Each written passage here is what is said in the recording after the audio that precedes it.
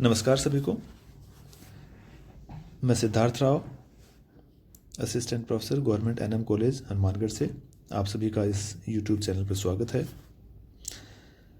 आज का जो हमारा टॉपिक है वो है अधिनायक तंत्र या तानाशाही, जिसे हम अंग्रेजी में डिक्टेटरशिप कहते हैं। हमने इससे पूर्व के जो टॉपिक है, पूर्व का जो वीडियो है, उसमें बात की डेमोक्रेसी पर।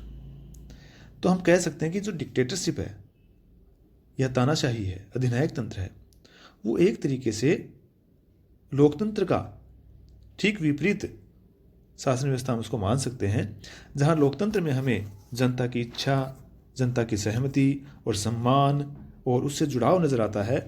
अधिनायक तंत्र के अंदर इन बातों का अभाव है। यानी ऐसी शासन व्यवस्था जिसमें जनता की सहमति का और उसकी स्वीकृति का स्थान या महत्व कम हो और किसी एक व्यक्ति या व्यक्ति समूह या एक निश्चित लोगों के समूह में ही सत्ता हो, या वो ही उस शासन व्यवस्था को चलाने का प्रयास करें, तो जो ऐसी शासन व्यवस्था है जिसमें तानाशाही प्रवृत्तियां हों, ऐसी शासन व्यवस्था को हम अधिनायक तंत्र कहते हैं। इसको हम एक अच्छी परिभाषा है राजनीति वैज्ञानिक एफ न्यूमैन की, उसके माध्यम से समझ सकते हैं कि अधिनायक तंत्र से हमारा अभिप्राय है एक व्यक्ति और व्यक्तियों के एक समूह के शासन से है, जो स्वयं को अन्यायपूर्ण राज्य सत्ता में स्थापित करता है और बिना किसी प्रकार के नियंत्रण को स्वीकार करते हुए सत्ता का एकाधिकारपूर्ण ढंग से प्रयोग करता है। तो इस तरीके से साधारण रूप में अधिनायकवाद जो है एक ऐसी शासन प्रणाली है जिसमें शासन की संपूर्ण शक्ति जो है वो एक व्यक्ति या शासक के हाथ में केंद्रित रहती है, और ये जो व्यक्ति है वो सर्वोच्च होता है और किसी के प्रति भी ये उत्तरदायी नहीं होता। अधिनायक जो है वो उसके द्वारा शासन के अनुत्तरदायित्वपूर्ण प्रयोग के कारण ही एक अन्य राजनीतिक वैज्ञानिक फोर्ड ने कहा कि राज्य अध्यक्ष के द्वारा गैर कानूनी शक्ति प्राप्त करना ही अधिनायक तंत्र है। तो इस तरीके से जो है अधिनायक तंत्र या अधिनायकवाद एक ऐसी शासन व्यवस्था है जो उत्तरदायीपूर्ण नहीं है और सीमित है। तो अपनी प्रकृति से ही जो है अधिनायक तंत्र मूलतः एक अवैध और असंवैधानिक शासन होता है। अधिनायकवाद को या अधिनायक तंत्र को परिभाषित करने में और उसके अर्थ को समझने में एक विशेष दिक्कत यह है कि प्राचीन काल से लेकर के और आधुनिक युग तक इस अधिनायक तंत्र के अनेक रूप देखने को मिलते हैं। तो भी इस विभिन्न प्रकार के अधिनायक तंत्रों में कुछ विशिष्ट लक्षण जो है हम देख सकते हैं, जिसके आधार पर हम किसी व्यवस्था को अधिनायक तंत्र कह सकते हैं। इसके सिर्फ एक आधार, जैसे हम कहें कि किसी एक व्यक्ति का शासन या व्यक्ति समूह के शासन को अधिनायक तंत्र कहें, तो ये कहना गलत होगा। हो सकता है कि उस व्यक्ति के पीछे उस जनता की सहमति या स्वीकृति या यूँ कहें कि उत्तरदायित्व छिपा हो, तो ऐसी शासन व्यवस्था को हम अधिनायक तंत्र नहीं कहेंगे। एक अधिनायक पूर्ण या अधिनायक जो तंत्र है व्यवस्था हम तभी कहेंगे जब उसके अंदर कई बातें हमें नजर आए। अपनी स्थापना की जो प्रक्रिया है उसकी दृष्टि से अधिनायक तंत्र अपने आप में एक अवैध और असंवैधानिक शासन प्रणाली होती है, जिसे अपने अस्तित्व की रक्षा के लिए हमेशा राज्य के भौतिक बल की आवश्यकता उसको पड़ती है। तो यह शासन प्रणाली राज्य और समाज में भेद नहीं करती और समाज के पूर्ण केंद्रीकरण में विश्वास रखती है, और साथ ही ये एक ऐसी समग्रतावादी राजनीतिक व्यवस्था की स्थापना करता है जो कि व्यक्ति और समुदायों की स्वतंत्रता के स्थान पर उनके कर्तव्य और उनके दायित्वों पर बल देती है। उसको खुद के जो है व्यक्ति स्वतंत्रता नहीं चाहती, लेकिन उनसे कर्तव्य की पालना पूर्ण रूप से करवाना चाहती है। आधुनिक काल के अंदर हम अधिनायक तंत्र को जो है एक ऐसी शासन प्रणाली भी कह सकते हैं जो लोकतंत्र से एकदम विपरीत प्रकार से होती है, या यूँ कहें कि उसकी ठीक विपरीत होती है।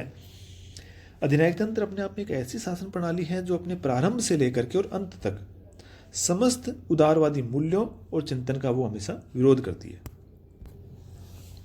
हम अधिनायक तंत्र के जो कुछ सिद्धांत हैं या प्रमुख लक्षण हैं या उसकी जो करैक्टरिटीज हैं, उनको देख करके पता लगा सकते हैं कि आखिर ऐसी कौन कौन सी बातें हैं जो कि किसी शासन व्यवस्था को अधिनायकवादी या तानाशाही बनाती हैं, या किन प्रमुख आधारों पर हम किसी शासन व्यवस्था को अधिनायकवादी कह सकते हैं। जैसे सबसे पहली बात तो ये है कि अधिनायकवाद के कुछ प्रमुख सिद्धांत हैं, लक्षण हैं।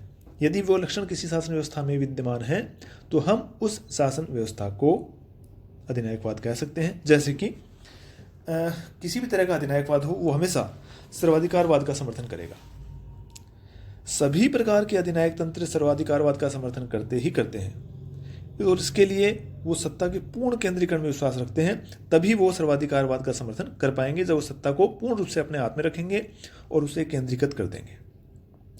इस तरीके से जो अधिनायकवाद है वो निरंकुश शासन की स्थापना करता है और निरंकुश शासन की जो स्थापना वो करता है उसके संबंध में उसके जो प्रमुख यूँ कहें कि लक्षण जो देखने को मिलते हैं, जिसके परिणाम स्वरूप वो ये होता है कि ऐसे शासन समाज में या शासन में या राज्य में कोई भेद नहीं मानते। उनके लिए समाज भी वही है, शासन भी वही है और राज्य भी वही है, कोई अंतर नहीं है उनकी दृष्टि में। इसलिए राज्य की समस्त शक्तियों का प्रयोग शासन के द्वारा ही किया जाता है और शासन व्यक्ति के सामाजिक जीवन के अंदर भी पूर्ण हस्तक्षेप रखता है। उसके लिए समाज भी उनका है, राज्य भी उनका है और शासन भी उनका है। नंबर 2, वो सावयव सिद्धांत के अंदर उनकी आस्था होती है, यानी सावयव सिद्धांत को मानते हैं और वो जो अधिनायक तंत्र है वो सारे राज्य को एक शरीर, एक बॉडी मानता है और जो व्यक्ति हैं वो उसके अंग हैं। इस तरीके से राज्य को वो मानता है साध्य और व्यक्ति को मानता है साधन।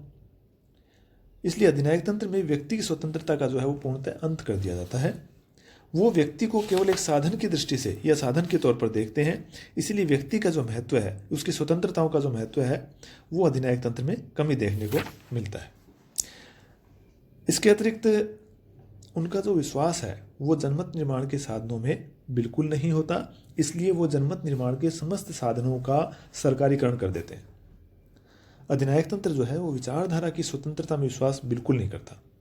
इसलिए वो अपनी राजनीतिक विचारधारा जिसे लेकर वो चल रहे हैं उसको पूर्ण रूप से स्थापित करने के लिए और पूर्ण और सत्य सिद्ध करने के लिए और अपनी विचारधारा के प्रचार प्रसार के लिए और अन्य विचारधाराओं को विरोध करने के लिए वो अधिनायक तंत्र शिक्षा, साहित्य, रेडियो, प्रेस, सिनेमा, ऐसे जो अनेक जनमत निर्माण के साधन हैं उन सब साधनों को या तो सीमित कर देता है या फिर उसको वो अपने नियंत्रण में रखता है।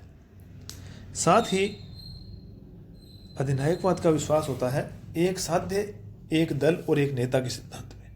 वो इसके साथ ही लेकर चलता है, इस सिद्धांत को साथ लेकर चलता है कि एक साध्य, एक दल और उसका एक लीडर। और अपनी राजनीतिक विचारधारा के आधार पर शासन का एक साध्य निश्चित करता है कि ये हमारा उद्देश्य है और इस उद्देश्य को एक दल की स्थापना जो उन्होंने की हुई है उसकी स्थापना के द्वारा प्राप्त करने की कोशिश करता है और एक दल की संपूर्ण शक्ति उसके किसी एक नेता के हाथ में भी केंद्रित होती है। तो इस तरीके से अधिनायकवाद का जो सिद्धांत है वो है एक साध्य का, एक दल का और एक नेता का सिद्धांत।